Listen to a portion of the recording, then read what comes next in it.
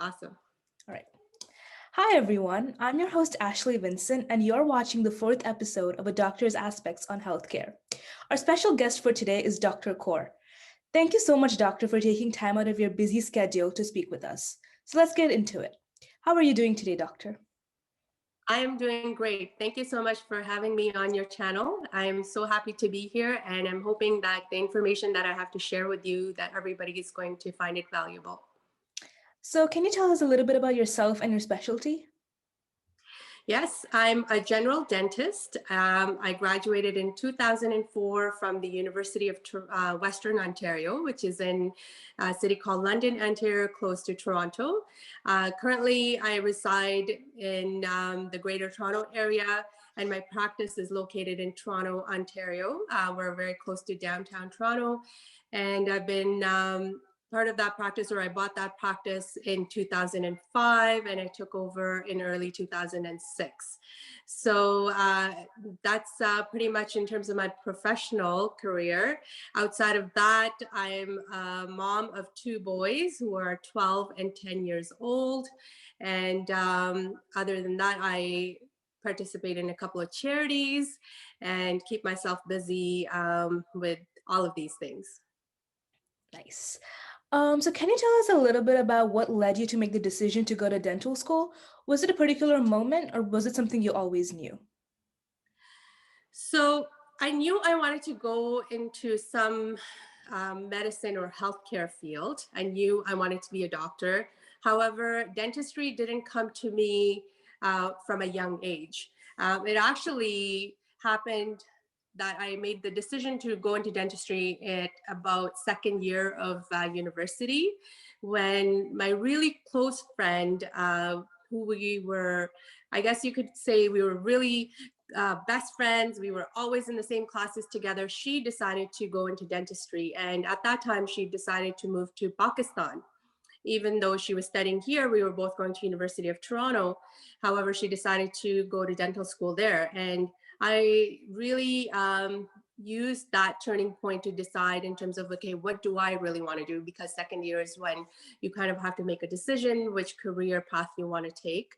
And at that time, I was considering optometry or medicine. And then when she went to dentistry, that really made me really look deeper into it. And that was something that appealed to me at that time. And that's how I started thinking about it. And then made it a goal that I wanted to go into dentistry. It's really nice. So, how do you think your high school and college journey impacted your experience in dental school?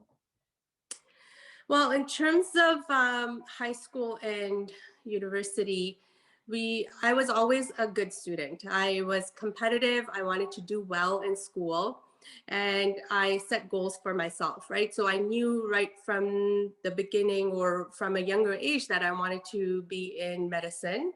And I knew I had to have a certain average or a GPA in order to achieve that. So the type of friends that I had, they were high achievers. So being in the right environment and having goals is what helped me to keep focus of what I wanted to achieve. And going to university, as we know, it's very challenging in terms of the course load, especially when you want to get into professional school. It's very competitive to get into. So keeping that focus, keeping that hardworking ethic in mind, that really helped me prepare me for dental school, because that's exactly what you needed to kind of survive and get through and make sure that you got the skills that you needed. Okay. So, would you like to talk about your experience of getting into and going through dental school? What were some hardships you had to face? So getting in what is a very competitive process in Canada, because we don't have a lot of schools that you can apply to. So for example, in the state or in our province of Ontario, we only have two dental schools, and thousands of people are applying to maybe like 150 spots available. So it is a very competitive program. That's same for any type of medicine or optometry programs as well. So it was challenging in terms of what type of marks you needed. But on top of that, they were also looking for a well-rounded person, not just in academics, but what else were you doing? So I didn't get in the first time that I applied. I got on the wait list. And then the second year that I applied was when I got the offer for admissions. So that was exciting because I think by the time you get in, it was a chance of you apply and then you have to be selected for an interview. So 1 out of 4, I believe, get into at least University of Western Ontario. So having made that achievement, it was very exciting. And then the hard work started because I thought, oh, okay, we got in and it's going to be easy, but obviously not, because it is a very rigorous program of 4 years where you are constantly being challenged. And this is a new skill that you're developing, technical skill, as well as developing patient skills as well. So one of the hardships I would say that I encountered was dealing with different types of personalities. And this is something that comes with experience. You have so many different types of people that you have to deal with, their temperaments, their personalities, in terms of professors that you have to figure out how will you get the information that you need to learn during that time. And being a rigorous program, you have to obviously be good at time management in terms of balancing your school life and your having a little bit of fun as well. But I think the biggest hardship was figuring out how to develop the listening skills and how to develop the people skills. Nice. So what does the word success mean to you? Well, success to me has changed over time. So when I was younger, it meant something, okay, I'm going to grow up and I'm going to become a doctor, right? So that came and I got my degree and I became a doctor. And now, in terms of what does success mean, and then I wanted to have my own practice. So success was achieving a goal. So success is setting goals and achieving them and knowing that, at different stages of life, you will have different measures that you put yourself against. And then as time goes on, success is also about being content with what you have and being confident in that, you have achieved your goals to the best of your ability. So that when you achieve something, yes, I've done it, being content and being happy with that. And then as you move on, as you grow on, that doesn't mean that you don't set new goals, but it just means that at the stage that you are, be happy and don't be jealous or be, somebody has something more. So don't be jealous of that, but set higher goals for yourself and achieve those. Okay. So what's your favorite part about being a dentist? Being able to change somebody's life by helping improve their smile. We have several patients that we've had to help because they were embarrassed about their smile. There was something that they didn't like. And the feeling that you get by changing something, when they see that you've done something to improve their smile, their self-esteem go up, their self-confidence go up. It's just so heartwarming. And this is why I love doing what I do, because I get to make an impact in somebody's life to such a great degree. So I asked you your favorite, so I have to ask you, what's your least favorite part about being a dentist? So I don't think there's anything I don't like about the actual technical part of being a dentist.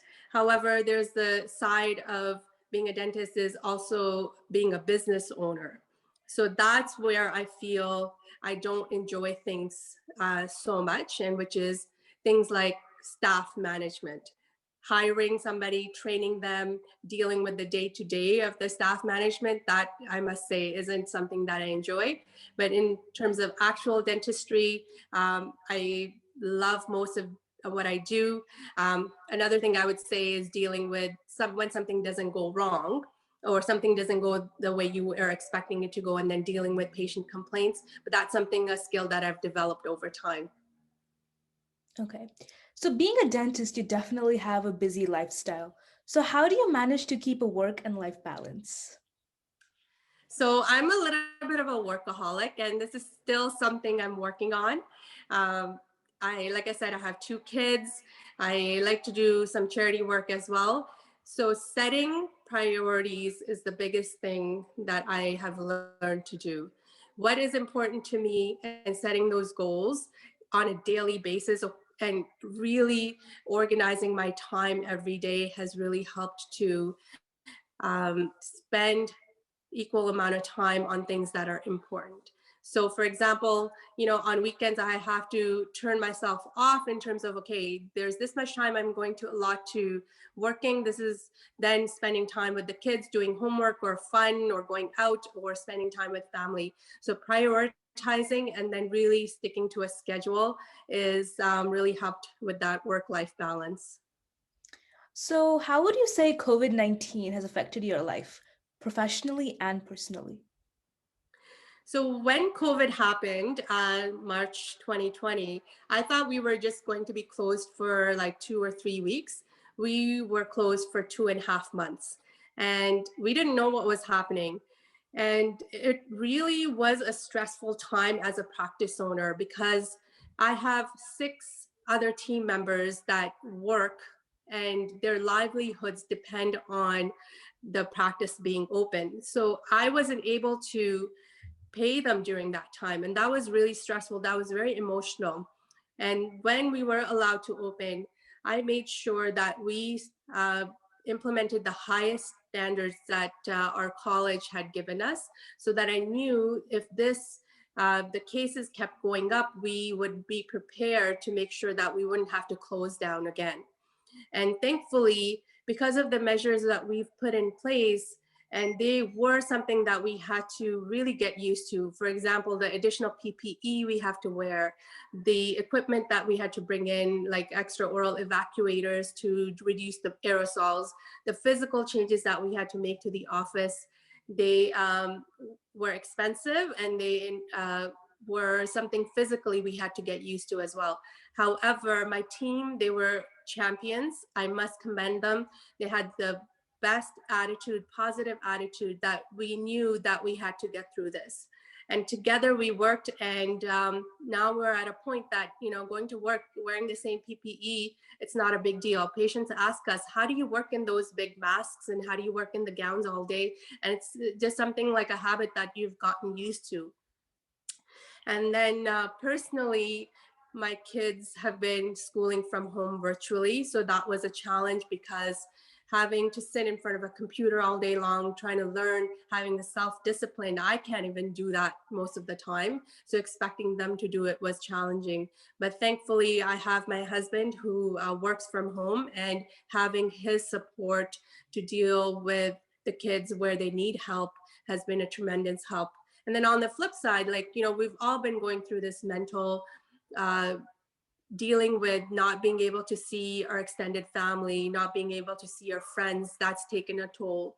But focusing on the positive that, we have each other, and we have ways to connect with each other like this, like with Zoom, and counting the blessings that we have, that we're healthy and we're safe, and we're financially okay, has really kept us moving forward and being positive. So, this will be my final question today. What advice would you like to give to future students who want to pursue dentistry? So dentistry is a great profession. And if you're thinking about doing it, make it a goal, because you have the power to change somebody's life.